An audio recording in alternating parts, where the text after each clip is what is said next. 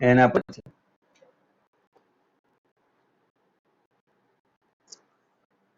આવી રીતનો એક તમને બ્લોક આપેલો છે અને ઢાળ આપેલો થીટા ઢાળ છે અને અહીંયા આગળ એક પુલી છે, બરાબર.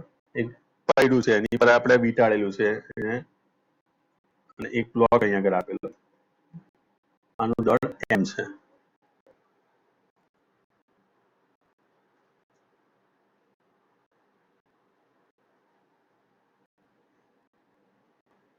આકૃતિમાં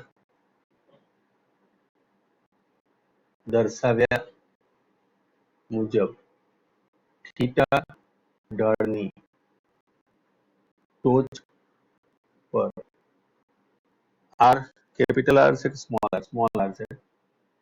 સ્મોલ આર ત્રિજ્યા અને આઈ જડત્વની ચાક માત્રા ધરાવતું ચક્ર છે. ચક્ર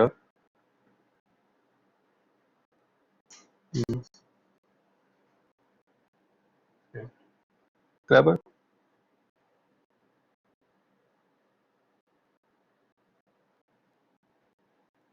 તેના પર દોરી વીંટાળેલ છે અને દોરીના મુક્ત છેડે એમ દળનો બ્લોક છે, બરાબર. જે બ્લોક છે જે ઢાળ પર સરકી શકે છે, બરાબર. એ ઢાળ પર નીચે સરકી શકે છે.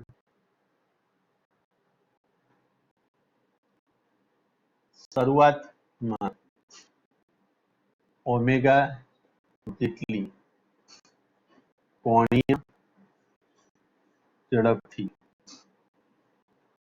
આ દોરીને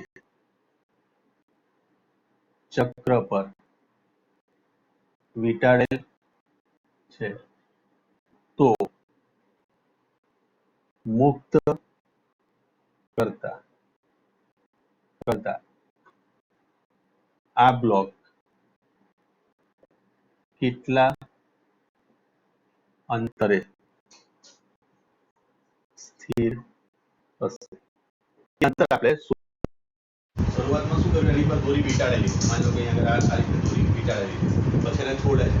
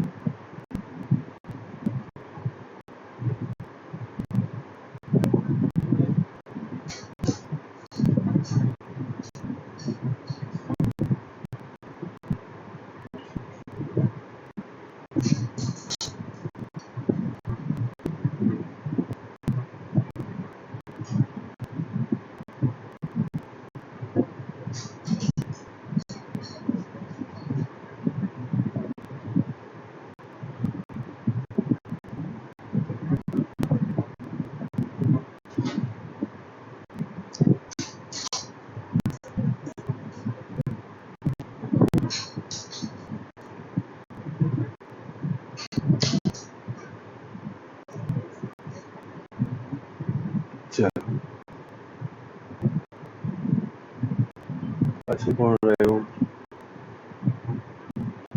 चलो आई गया बता।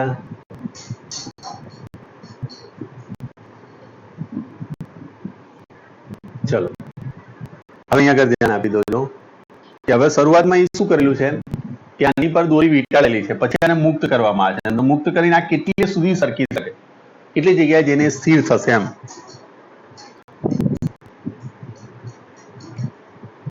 માની લો કે નીચે x સ્થાનાંતર કરે છે, આટલું સ્થાનાંતર એનું x છે, આટલું x એ આપણે શોધવું છે, એવો બાબત છે. સમજ પડી? હલો, હે કેટલી જગ્યાએ ના એવું ના કહી શકાય, બરાબર. એમ તો હું તમને કહું 4 કિલોમીટર દોરી વીંટાળેલી છે, તો 4 કિલોમીટર થોડું જ ચાલશે, બરાબર.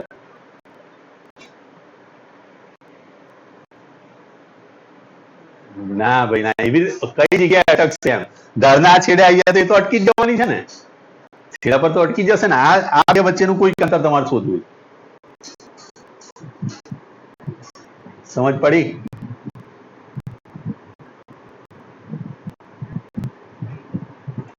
જો હવે આને વિચારવા માટે તમે આ રીતે વિચારો, થોડો ઢાળ મોટો બનાવો એટલે તમને ખ્યાલ આવશે. આટલો લાંબો ઢાળ બનાવી દો એટલે આનો આ એવું ના વિચાર કે અહીંયા આગળ આવીને અટકી જશે, બરાબર. તારી વાત બી સાચી છે આમ તો, પણ સાયન્ટિફિકલી નહીં. અડધું દિશામાં એમજી લાગવાનું. આ થીટા છે તો આ પણ થીટા થાય, યાદ કરી લો. આ કયો ઘટક થશે? હે હા, આ mg cos થીટા, બરાબર. આ દિશામાં કયો લાગશે? mg sin theta. હવે દોરી છે વીંટાળેલી છે એટલે સ્વાભાવિક વસ્તુ કઈ તણાવ બળાવવાનું. આની જડત્વની તાકાત આ આપેલી છે, આની ત્રિજ્યા પણ આપેલી છે r. ક્લિયર? હમણાં જે દાખલો કર્યો હતો એવો જ દાખલો થયો. સમજ પડી? પણ અહીંયા ટોર્ક પણ ટોર્ક ટુ શોધવાની જરૂર નથી પડતી આપણે, કારણ કે દોરી વીંટાળેલી છે એટલે એક જ ટોર્ક આવશે. સમજ પડી? એ ટોર્ક પરથી મને આલ્ફા મળશે, આલ્ફા પરથી હું એ શોધી શકું. ટોર્ક પરથી હું આલ્ફા લઈશ, આલ્ફા પરથી હું એ લઈશ, એ મને મળી ગયો. હવે યાદ કરો આ સૂત્ર, v² - v02 = 2ax. આવું સૂત્ર ભણ્યા છે આપણે. આનો અંતિમ વેગ 0 થાય, બરાબર. અને આ પ્રવેગ એનો નેગેટિવ હોય તો આપણે આવું કંઈક લખતા હતા, v02 = 2ax. માટે x બરાબર લખાય v02 / 2a. આમાંથી મને એની વેલ્યુ મૂકી દેવાય. હવે v0 બરાબર શું લખવાનું? તો અહીં ત્રિજ્યા તમને આપેલી છે small r, sorry small r આપેલી, તો v = r ઓમેગા સૂત્ર વાપરી દેવાય અને આનો r² મૂકી દેવાય. તો x બરાબર શું લખાશે? r² ω² / 2a. આ એની વેલ્યુ અહીંથી લાવી દો તમે અને મૂકી દો તો તમારો જવાબ મળે. ખ્યાલ આવ્યો? હલો, બોલો, કરી શકાય? હવે અહીંયા આગળ ખાસ યાદ રાખજો કે પેલા દાખલાની જેમ જ અહીંયા આગળ પણ તમારે જોવું પડશે કે આ t છે ને આ mg છે. આ બંનેનો તફાત એ પરિણામી બળ મળશે. સમજ પડી?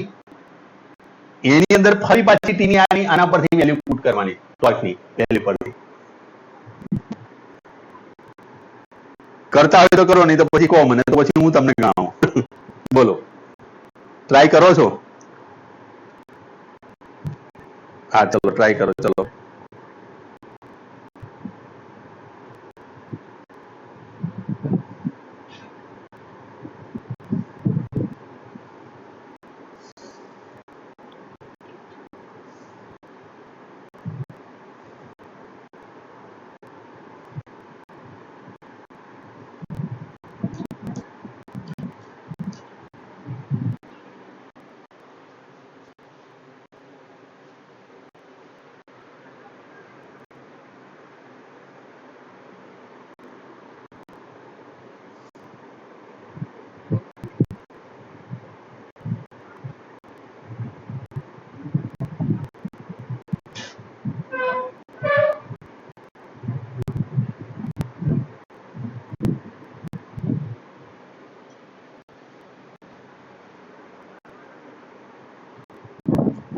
જો અહીંયા આગળ ધ્યાન આપી દો. જો હવે ચલો ટાઈમ પાછો થઈ જશે. આ બે ની અંદરથી આપણે લખી શકીએ છીએ કે ગતિ આ દિશામાં થાય છે. ઉદ્ધવમાં અહીંયા આગળ 0 છે, અહીં સંતુલન છે, અહીંયા સંતુલન લેવા જઈએ તો શું લખાશે? નીચેની તરફ ગતિ કરે એટલે mg sin θ minus t is equal to ma લખાય. અને ઇક્વેશન નંબર 1 આપી દો. બરાબર. હવે અહીંયા આગળ જુઓ ટોર્ક, તો આકૃતિ પરથી જુઓ, આકૃતિ પરથી ટોર્ક બરાબર શું લખાશે? તો આ તણાવ બળને કારણે ટોર્ક લાગવાનું ને, અને r આ છે, આ r છે ને આ તણાવ બળ, બંને વચ્ચેનો 90 ડિગ્રીનો ખૂણો થયો, rt sin 90 ડિગ્રી થશે. ક્લિયર?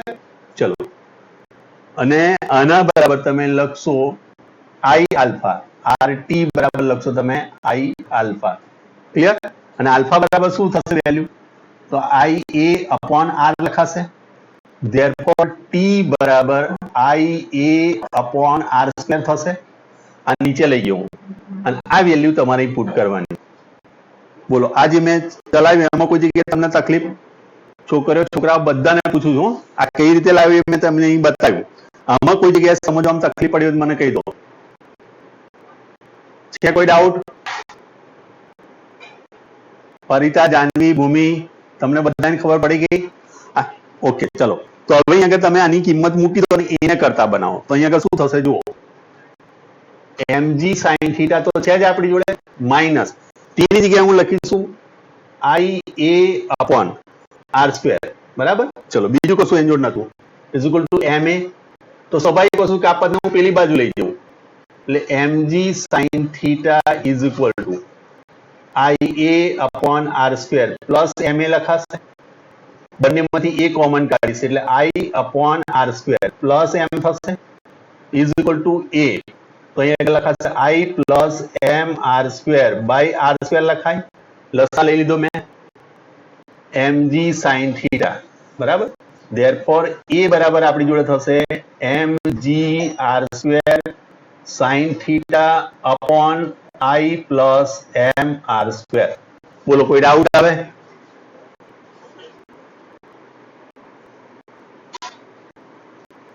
છે કોઈ કન્ફ્યુઝન? ઓકે, ચલો. હવે આપણી જો આ સૂત્ર છે મેં તમને હમણાં સમજાવ્યું કે x નું સૂત્ર આ થઈ ગયું, x બરાબર v naught square upon 2a, b બરાબર r ઓમેગા નું સૂત્ર મૂક્યું એટલે r સ્ક્વેર ઓમેગા સ્ક્વેર થઈ ગયું. તમારી જોડે r અને ઓમેગા સ્ક્વેર તો છે જ. હવે એની વેલ્યુ અહીંથી પુટ કરી દો. આને ઇક્વેશન નંબર આપી દો 1, અને ઇક્વેશન આપી દો 2. બરાબર. તો ઇક્વેશન 1 ની વેલ્યુ આની અંદર પુટ કરીએ. ધેરફોર ઇક્વેશન 1 નો ઉપયોગ કરતા શું થશે આપણી જોડે? x is equal two r square omega square upon 2. એની જગ્યાએ લખીશું અહીંયા આગળ mg r સ્ક્વેર sin θ, અને આ પદ ઉપર જતું રહેશે ઉપર i plus m r square. Clear? એક r સ્ક્વેર અહીંથી કટ થઈ જશે એટલે ફાઇનલ ઇક્વેશન આવી જશે omega square i plus m r square upon છેદની અંદર આવી જશે 2mg sin θ. આ જવાબ આવે. બોલો, ખ્યાલ પડ્યો? ચલો, હવે કદાચ આની અંદરથી એ પણ સવાલ પૂછે કે જે અંતર જે છે એનો આધાર આમ તો એ ઓમેગા પર પણ છે. અહીં જોઈ શકો છો તમે, આ અચળ લઈ લે, દાખલા તરીકે mg. બરાબર. m અને g તો અમે અચળ લઈ લો તો એક જડત્વની ચાક માત્રા, એની ત્રિજ્યા અને θ આ ત્રણ પર આધારિત થયું. તો આના પરથી પણ તમને સવાલ પૂછી શકે. કદાચ θ વધારવામાં આવે તો અંતર ઘટી જાય. બરાબર. અને જો જડત્વની ચાક માત્રા વધારવામાં આવે તો પણ અંતર વધી શકે, ત્રિજ્યા વધારવામાં આવે તો પણ અંતર વધી શકે. આ વસ્તુ થઈ. બરાબર. ચલો, જઈએ આગળ. બોલો. ચલો, હવે એક બગીચાની અંદર ખબર બે છોકરાઓ સામ સામે બેસે છે અને ઉપર નીચે થાય, એને શું કહો તમે? ચીચવો કહો છો? શું કહો છો? હલો, શું કહીએ ને આપણે? ચીચવો કહો છો. બરાબર. તો દાખલા તરીકે આ રીતનો એક ચીચવો આપેલો છે તમને અહીંયા આગળ. અહીં એક છોકરો બેઠેલો છે. બરાબર. આ માની લો કે એક છોકરો અહીં બેઠેલો છે, એના પગ છે. બરાબર. એક છોકરો અહીં આગળ બેઠેલો છે, એક બીજો છોકરો આ બાજુ બેઠેલો છે. બરાબર. અત્યારે લોકડાઉનમાં બિચારાને કંઈક ભાગ ફૂલ્યો નાનો તો બંને છોકરાનું એકનું વજન છે 15 કેજી, એકનું વજન છે 10 કેજી, બરાબર. આ ચીચવાની લંબાઈ તમને આપેલી છે એ 5 મીટર છે, ટોટલ લંબાઈ 5 મીટર છે, બરાબર. આ કન્ડિશન છે. ચલો હું રકમ લખું તો અહીંયા આગળ લખીએ કે આકૃતિમાં દર્શાવ્યા મુજબ, આકૃતિમાં દર્શાવ્યા મુજબ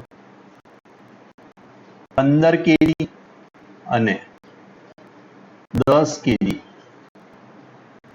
દળ ધરાવતા બે બાળકો 5 મીટર લંબાઈના ચીચવા પર સંતુલિત સ્થિતિમાં બેઠેલ છે, બરાબર. સંતુલિત સ્થિતિમાં છે બંને, કોઈ ઉપર નીચે થતા નથી, બરાબર. ક્લિયર. હવે શું થાય છે, જો બેમાંથી કોઈ એક બાળક ચીચવાના છેડા પર બેસે તો સંતુલન માટે બીજા બાળકે ખાલી જગ્યા અંતરે એટલે કેન્દ્રથી બેસવું જોઈએ. ચલો નોર્મલ લાઈફનો ક્વેશ્ચન છે ને, આવા ક્વેશ્ચન ખાસ કરીને પૂછાય, હું ધ્યાન રાખજો, બરાબર. ચલો કયું ઉપરનું કે નીચેનું? બેમાંથી કોઈ પણ એક બાળક ચીચવાના કોઈ એક છેડે, આ છેડે ગતો રહ્યો ખસી, બરાબર. એક બાળક શું થઈ ગયું, છેડા પર ગતો રહ્યો, એકદમ લાસ્ટ આમ અડીને જ બેઠો એક છેડાને, તો બીજા બાળકે કેવી રીતે એનું સંતુલન લાવવા માટે બીજા બાળકે ક્યાં બેસવું જોઈએ એમ કે એકનું વજન વધારે છે, એકનું વજન ઓછું છે, એટલે તરત શું થશે, એટલે ત્રાજવાન જેમ નમી જશે ને. ત્રાજવાન જેમ નમે એટલે ધેટ મીન્સ કે ચાક ગતિ આવે. એનો મતલબ થયો કે સંતુલન એટલે કયું સંતુલન ની વાત કરે છે? ચાક ગતિય સંતુલન. કયું છે આ? ચાક ગતિય સંતુલન. અને ચાક ગતિય સંતુલન યાદ કરો શું હતું? સિગ્મા ટાઉ બરાબર 0 થાય. I running from 1 to n, જેટલા બી ટોર્ક અહીં લાગે એ બધાનો સમેશન 0 થવું જોઈએ, બરાબર. ચલો લવાઈ જવાબ આનો કે ધારો કે આપણે એવું વિચારીએ કે આ 15 કેજી નો બાળક છે, એ સાઈડ પર અંદરની તરફ આવ્યો અને એ અંતર ધારો કે આપણે x ધારી લીધું, આનું અંતર થાય 2.5 મીટર છેડા પર બેઠો એટલે. તો આના વડે ઉદ્ભવતું ટોર્ક અને આના વડે ઉદ્ભવતું ટોર્ક એ બંને કેવા થાય? સમાન મૂલ્યના અને પરસ્પર વિરુદ્ધ દિશાના થવા જોઈએ, તો જ સંતુલન આવે. તો અહીંયા તમે લખશો કે અહીં સંતુલન માટે બંને બાળકો વડે મળતા ટોર્ક સમાન મૂલ્યના અને વિરુદ્ધ દિશામાં હોવા જોઈએ. ક્લિયર આટલી વસ્તુ? ધેટ મીન્સ કે torque 1 is equal two torque 2 થવું જોઈએ, અથવા તો ટોર્ક 1 માઇનસ ટોર્ક 2 બરાબર 0. તો ટોર્ક 1 બરાબર થવું જોઈએ ટોર્ક 2. તો આનું તમે 1 ગણો છો અને આનું તમે 2 ગણો છો, બરાબર. તો આનું અધો દિશામાં વજન બળે mg છે, આનું પણ અધો દિશામાં વજન બળે mg છે. આનું અંતર r 2.5 છે, આનું અંતર x છે, તો સૂત્ર બની જાય. તો m પહેલાનું છે 15, g બરાબર 10 લઈ લો અને અંતર બરાબર x લઈ લો. કેવી રીતે થશે? જો આનું તમે mg ગણો છો આ રીતે, તો આ તમારો r આવ્યો, તો mg ક્રોસ અહીંયા આગળ mg પહેલું આવ્યું, સમજ્યા તમે? આનું જે ટોર્ક લાગુ પડતું હશે અને તમે આ રીતે ગણવા જો તો આ તરફ જાય અને આ તરફ ગણવા જો તો આ તરફ જશે. આ બંનેના ટોર્ક એક દિશામાં નહીં આવે, સમજ પડી? આનું ક્લોકવાઇઝ થાય તો આનું એન્ટી ક્લોકવાઇઝ થવાનું. તમે સ્ટેરિંગ ફેરવો છો તો સ્ટેરિંગ તમે બે સાઈડ કેવી રીતે ફેરવો છો? એક બાજુનું હેન્ડલ આ બાજુ આવશે ને એક બાજુનું હેન્ડલ આ બાજુ આવશે ને, તો જ ટોર્ક ઉત્પન્ન થાય ને. આ પણ બળયુગ્મના કારણે ટોર્ક છે. પંખો, પેન્ડલ, વલોણું આ બધાની અંદર શું થાય? ટોર્ક પરસ્પર વિરુદ્ધ દિશામાં હોય. તો સ્વાભાવિક વસ્તુ છે કે આ બંને સરખા થવા જોઈએ. ચલો, તો આ બાજુ શું થશે? 10 kg દળ છે, જી બરાબર 10, અને અહીંયા આગળ તમારી જોડે છે એનું અંતર 2.5. આ જી તો કેન્સલ જ થયા અને આના બરાબર થઈ જશે 25, એટલે 25 અને અહીં 15 લઈ લો, 15 એટલે 5 અહીં રહેશે 3, 5 ભાગ્યા 3 એટલે 1.66 મીટર જેવો જવાબ આવે. ખ્યાલ પડ્યો? હલો, ચલો, ઓકે, તો મળીએ છે બરાબર નેક્સ્ટ વીકમાં. ચલો.